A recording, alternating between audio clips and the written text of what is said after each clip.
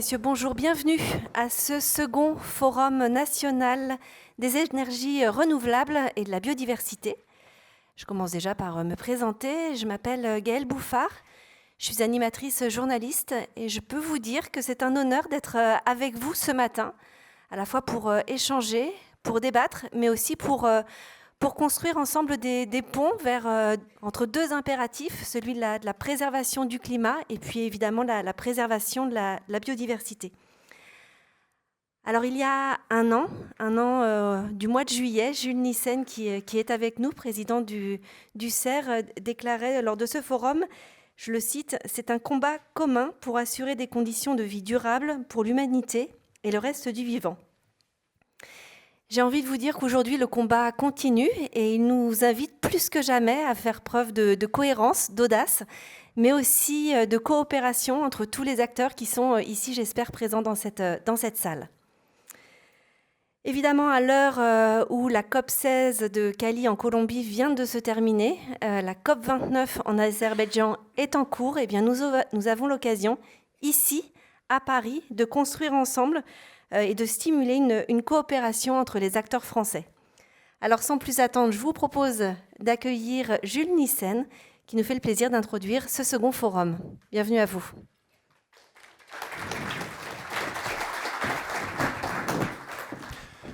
Bonjour à toutes et à tous. Sur le programme de ce colloque était indiqué une double ouverture par Madame la ministre Agnès Pannier-Runacher et moi-même. Malheureusement, l'agenda compliqué du moment, de tout point de vue d'ailleurs, l'empêche d'être parmi nous. Par contre, elle sera tout à l'heure à l'événement organisé par l'Office français de la biodiversité, autour de biodiversité et économie.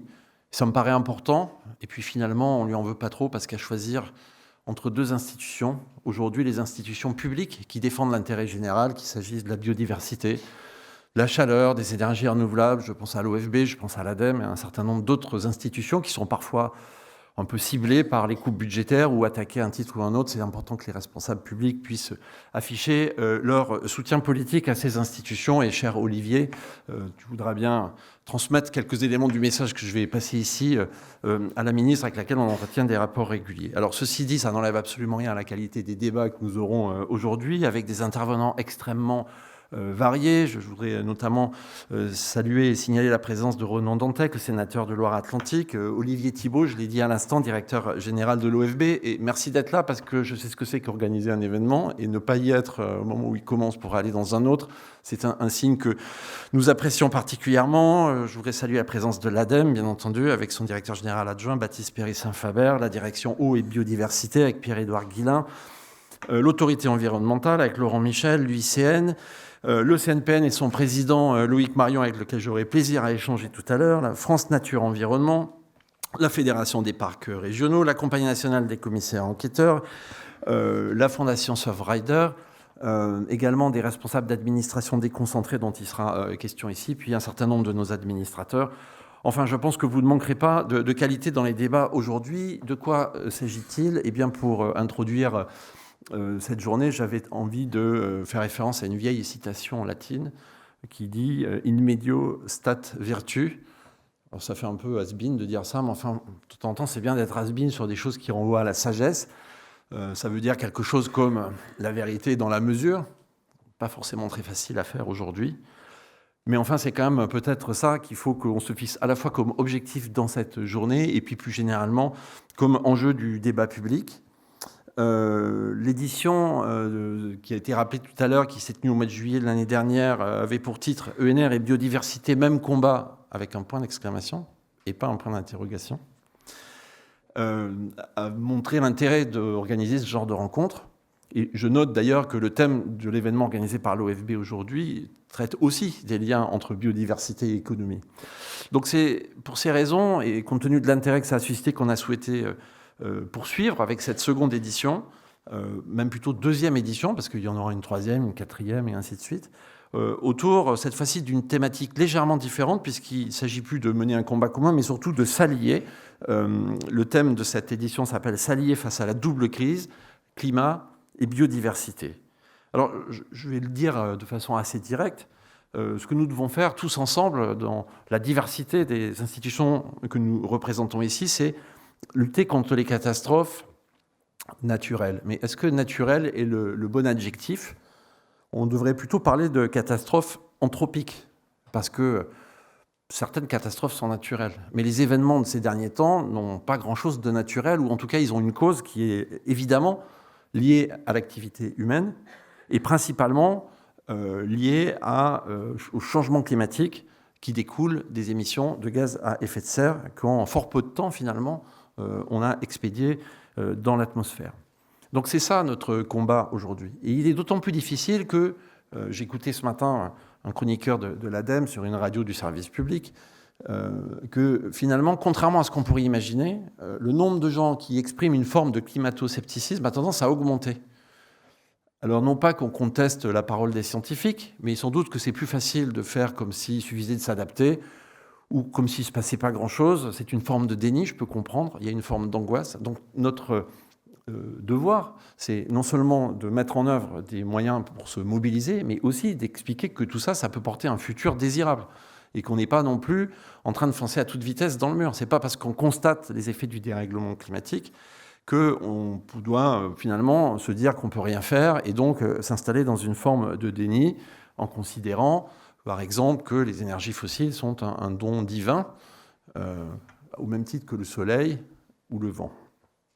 Alors ce que nous devons faire, tout le monde le sait, je crois, en tout cas ceux qui s'intéressent au sujet, c'est mobiliser un triptyque, la sobriété, l'efficacité et les énergies renouvelables, c'est le sens de ce forum. La consommation d'énergie, ça peut être vu comme un sujet très spécifique, mais en même temps, c'est un peu la mère des batailles, puisque pour vivre, depuis des siècles, l'humanité utilise et consomme de l'énergie. Alors, nous, on est un syndicat de producteurs, et pour autant, nous promouvons la sobriété, parce que sans sobriété, on n'y arrivera pas du tout. Alors, sobriété, ça ne veut pas forcément dire décroissance, ça veut simplement dire beaucoup de choses. C'est un mot positif, ça veut dire s'interroger sur nos modes de vie. Ça veut dire rechercher à faire mieux avec moins. C'est complètement lié à la question de l'efficacité également. Et finalement, pour le monde de l'énergie, ça veut dire qu'il faut chercher à faire en sorte que collectivement, nous consommons moins tout en consommant mieux. Et c'est là qu'intervient un premier point qui peut être un peu paradoxal à première vue, c'est que consommer moins en consommant mieux, ça veut dire consommer plus d'électricité, et plus en valeur absolue. Donc il peut y avoir un paradoxe à ça, mais c'est la réalité qui a été démontrée, parce que le sujet, c'est de se débarrasser des 60% d'énergie fossile que nous avons dans notre consommation finale d'énergie. Et pour y arriver, c'est l'électricité en premier, et puis après les bioénergies, la chaleur qu'on peut tirer du sol, des océans. Mais pour remplacer 60% de fossiles, il faut d'abord vraiment consommer moins et faire beaucoup d'électricité. C'est ça, cet double mouvement qui n'est parfois pas toujours facile à comprendre. Quoi qu'il en soit, j'évoquais les fossiles.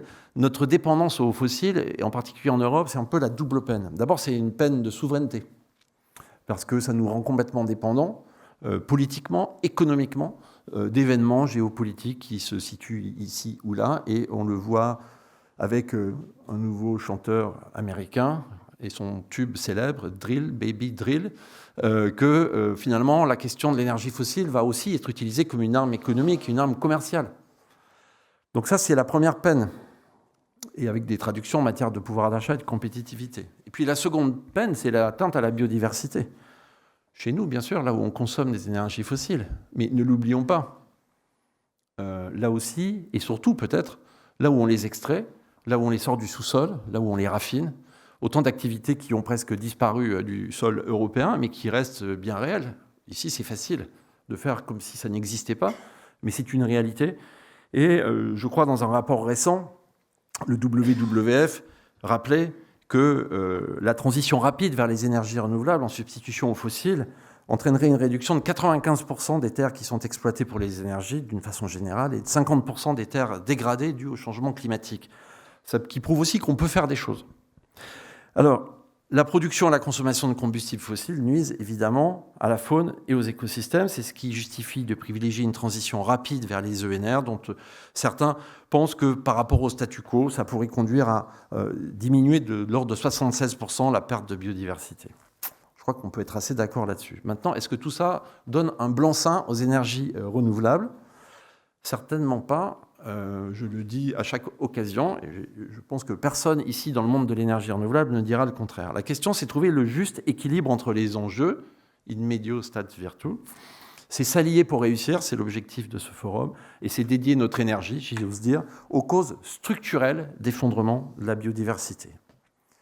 Alors, quand on parle de tout ça, on constate que l'heure et la période est aux tribunes bien pensantes qui mettent en avant des objectifs auxquels chacun peut adhérer, par exemple, pour dénoncer l'impact de telle ou telle activité humaine au nom de la santé publique ou au nom de la biodiversité. On ne peut qu'approuver cette intention.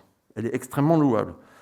Mais il faut avoir en tête que toute activité humaine a évidemment une empreinte environnementale, y compris la production d'énergie renouvelable, qui, contrairement à beaucoup d'autres activités humaines, a pour objectif de contribuer à la lutte contre le réchauffement climatique pour les raisons que j'ai rappelées tout à l'heure.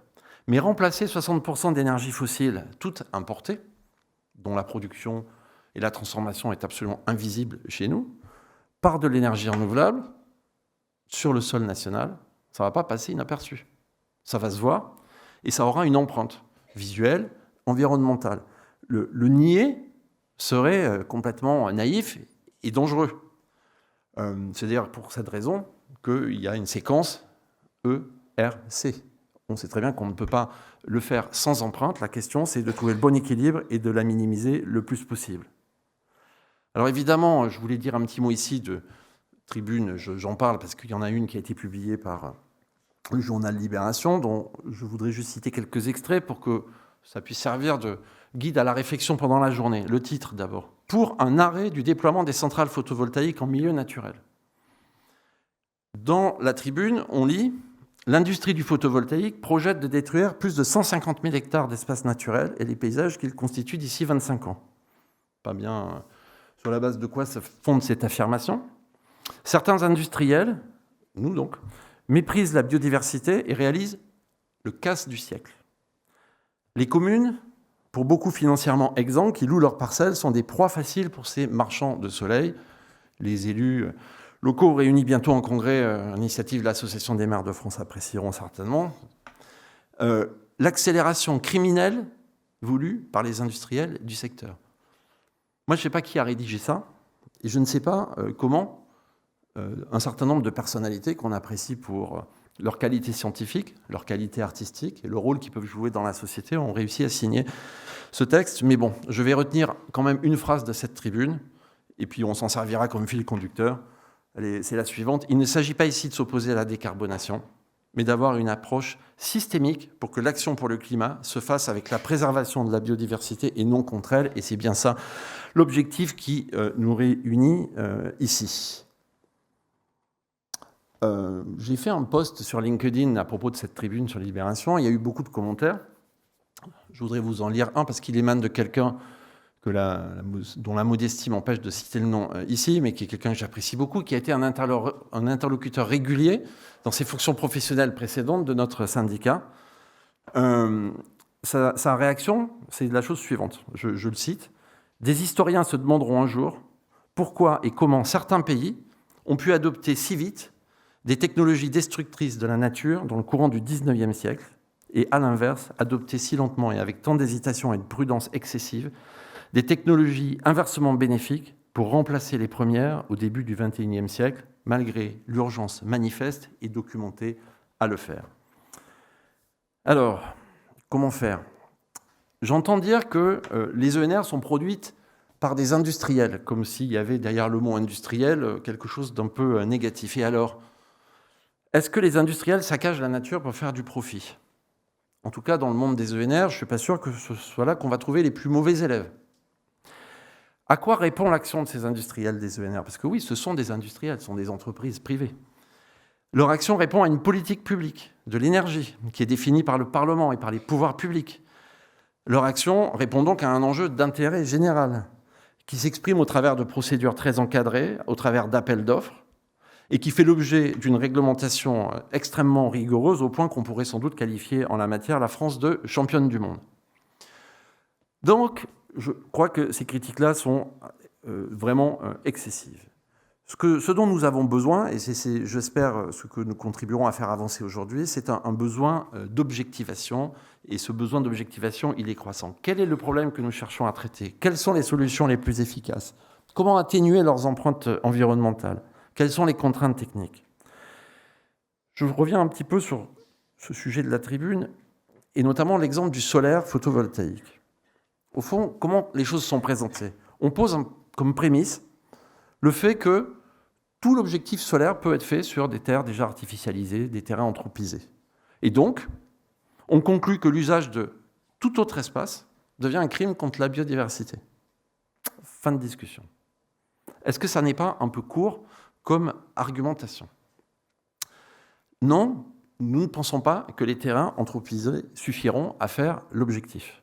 Ce n'est pas sur les terrains naturels qu'il faut évidemment aller en priorité, mais nous considérons, et je vais y revenir, que ces terrains ne suffiront pas. Mais non plus, 150 000 hectares de forêt détruites pour faire du photovoltaïque, ça n'a aucune réalité. Ça n'a absolument aucun sens. 150 000 hectares, c'est peut-être ce qu'il faudrait pour faire tout l'objectif solaire, y compris ce qui existe déjà, si on faisait tout sur du solaire au sol, quelle que soit la nature du sol utilisé.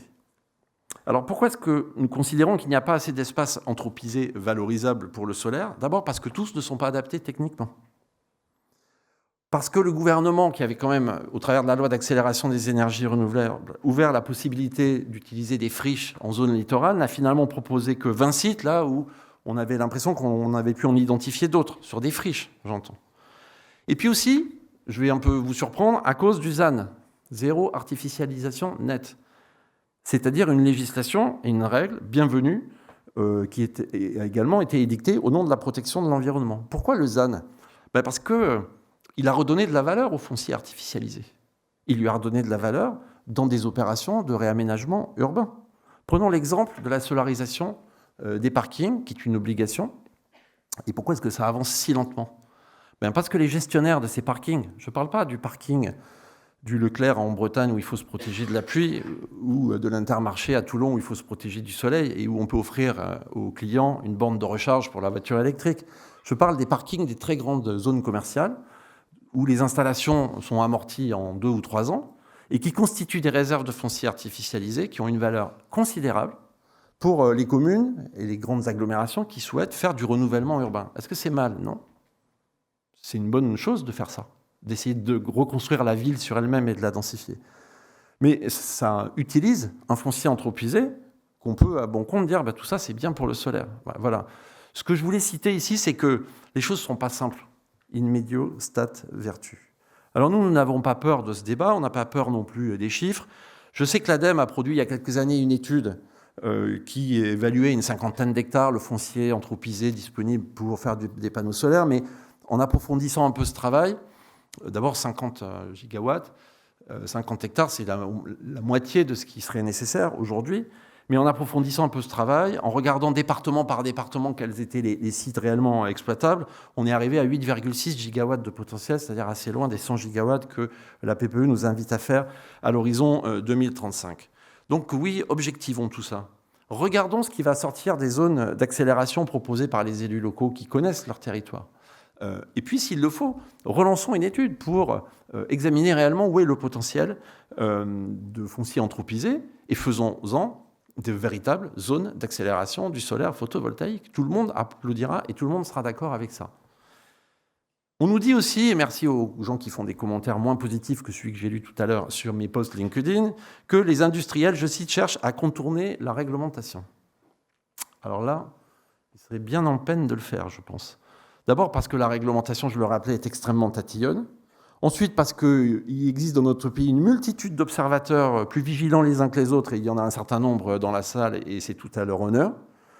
Il y a aussi parfois des lobbies qui cherchent à instrumentaliser la cause environnementale pour s'opposer au solaire, parfois accompagnés de juristes assez performants. Et puis il y a des services déconcentrés de l'État qui font leur travail avec beaucoup d'engagement, parfois un peu de militantisme, en tout cas à qui la conscience environnementale fait rarement défaut, puisqu'ils ont été formés et ils travaillent depuis des années dans l'instruction des projets au nom de la protection de l'environnement. Donc contourner la réglementation dans ces conditions, je ne dis pas que c'est complètement impossible, mais ce n'est certainement pas le cas général. Je constate aussi que chez nos voisins européens, où on se pose des questions sans doute un peu différemment, je ne pense pas qu'il y ait moins d'écologistes ailleurs en Europe, ni moins de conscience environnementale chez les dirigeants politiques. Donc, et je le répète une dernière fois, nous avons besoin de nous parler, nous avons besoin de coordonner nos moyens d'action, nous avons aussi besoin d'aboutir à une coordination des grands plans stratégiques que constituent d'un côté la planification énergie-climat, la SNBC, la PPE, et de l'autre la stratégie nationale biodiversité. C'est ce que l'on va essayer de faire ici. Alors, on a parlé tout à l'heure du forum de juillet 2023. Que s'est-il passé depuis lors ? Eh bien, justement, du travail qui a été conduit pour essayer de construire cette cohérence entre la stratégie nationale pour la biodiversité et la planification énergie-climat. Je voudrais citer en particulier la mise en place de l'Observatoire des énergies renouvelables et de la biodiversité par l'OFB et par l'ADEME. Je voudrais citer également, dans le domaine de l'éolien en mer, la poursuite et la consolidation des travaux de l'Observatoire de l'éolien en mer, qui permet d'apprendre en marchant. Le syndicat des énergies renouvelables est évidemment très en soutien et très favorable à ces instances parce qu'elles permettent de centraliser les ressources, de poursuivre des travaux de recherche avec une gouvernance qui est claire, où chacun est représenté, et ça permet de construire une base de connaissances communes. Comment est-ce que la filière s'implique dans tout ça ? Eh bien, par exemple, dans la planification sur l'éolien maritime, le CER a participé au débat public, et dans les différents scénarios qu'il a mis sur la table, il a proposé un scénario respectueux 100% de l'ensemble des contraintes, non pas de la réglementation, mais des zones de protection environnementale. Et ça aboutit d'ailleurs à un résultat tellement caricatural que même des associations de protection de l'environnement ont fait remarquer que ce n'était pas forcément très cohérent de le faire de cette manière exclusivement. Le CER et France Renouvelable ont publié un document qui essaie de mesurer les impacts environnementaux de la construction de l'éolien en mer. Je trouve que c'est relativement courageux parce que ça s'est immédiatement retourné contre nous en disant vous voyez bien qu'il y a des impacts, il y a ci, etc. En réalité, on a cherché à contribuer à objectiver ce débat également. Nous avons travaillé avec l'association Enerplan, l'ADEME et l'Office français pour la biodiversité également sur un programme qui s'appelle biodivoltaïque autour de la question de l'impact solaire photovoltaïque sur l'environnement pour essayer de standardiser un petit peu les pratiques, accompagner les services instructeurs, essayer de construire une pratique commune. Et puis nous participons, nos entreprises participent à l'amélioration des connaissances, elles contribuent à une quarantaine de programmes de recherche en cours consacrés aux ENR. 80% des données saisies sur dépôts bio sont issues des projets d'énergie renouvelable, 30 millions d'euros de dotation. Au premier fonds biodiversité dédié à l'éolien en mer ont pu être dégagés. Enfin, chez tous nos adhérents, chez tous les acteurs de la filière, le nombre d'équivalents temps plein, donc d'emplois missionnés sur les questions environnementales a été multiplié par 3 depuis 2015. Le coût des études environnementales constitue une part de plus en plus importante du coût de développement des projets et de nombreux adhérents contribuent à financer les activités d'associations environnementales. C'est le montant moyen, je crois, est de l'ordre de 15 000 euros par an. Enfin, et je voudrais le dire ici de façon assez solennelle, parce que ça n'est jamais facile pour un syndicat professionnel, nous essayons de faire la chasse aux contre-références et nous prendrons nos responsabilités en la matière.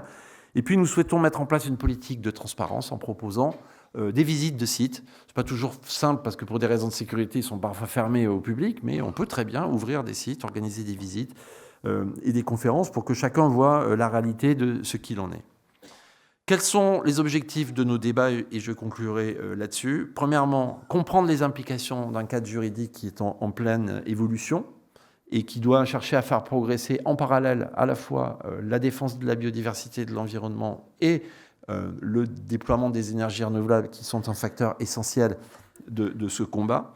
Deuxièmement, ce sera l'objet de la deuxième table ronde, se mettre d'accord sur la question de l'évitement des impacts sur la planification et regarder notamment comment la planification peut jouer un rôle à cet égard.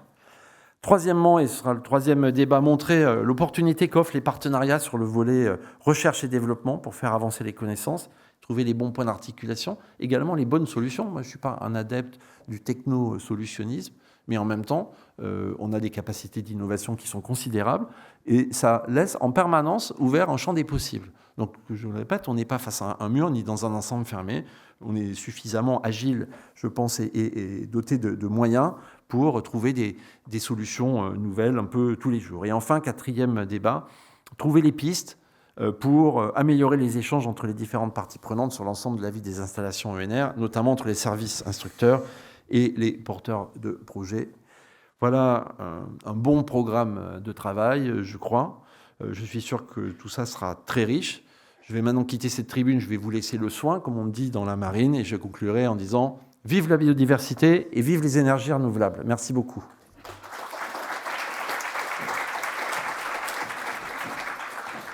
Merci beaucoup, Jules Nyssen.